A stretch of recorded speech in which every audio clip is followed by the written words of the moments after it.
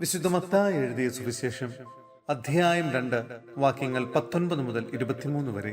തിരിച്ചുവരവ്.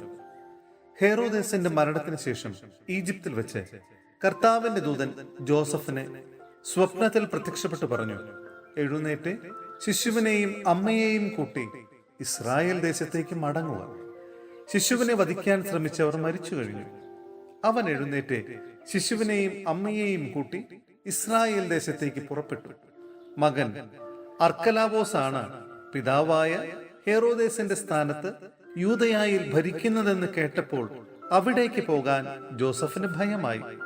സ്വപ്നത്തിൽ ലഭിച്ച മുന്നറിയിപ്പനുസരിച്ച് അവൻ ഗലീലി പ്രദേശത്തേക്ക് പോയി.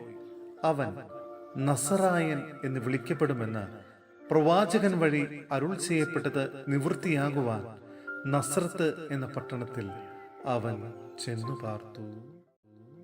സഹോദരരെ, വിശുദ്ധ പൗലോസ് ലിഹ റോമായിലെ സഭയ്ക്ക് എഴുതിയ ലേഖനം അധ്യായം 8 വാക്യങ്ങൾ 14 മുതൽ 17 വരെ. ആത്മാവിലുള്ള ജീവിതം. ദൈവാത്മാവിനാൽ നയിക്കപ്പെടുന്നവരെല്ലാം ദൈവത്തിന്റെ പുത്രന്മാരാണ്.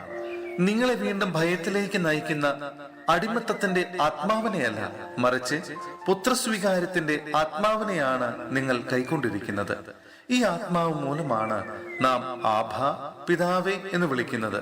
നാം ദൈവത്തിന്റെ മക്കളാണെന്ന് ഈ ആത്മാവ് നമ്മുടെ ആത്മാവിനോട് ചേർന്ന് സാക്ഷ്യം നൽകുന്നു. നാം മക്കളെങ്കിൽ അവകാശികളുമാണ്, ദൈവത്തിന്റെ അവകാശികളും ക്രിസ്തുവിന്റെ കൂട്ടവകാശികളും. എന്തെന്നാൽ അവനോടൊപ്പം ഒരിക്കൽ മഹത്വപ്പെടേണ്ടതിന് ഇപ്പോൾ അവനോടുകൂടെ നാം പീഡ അനുഭവിക്കുന്നു.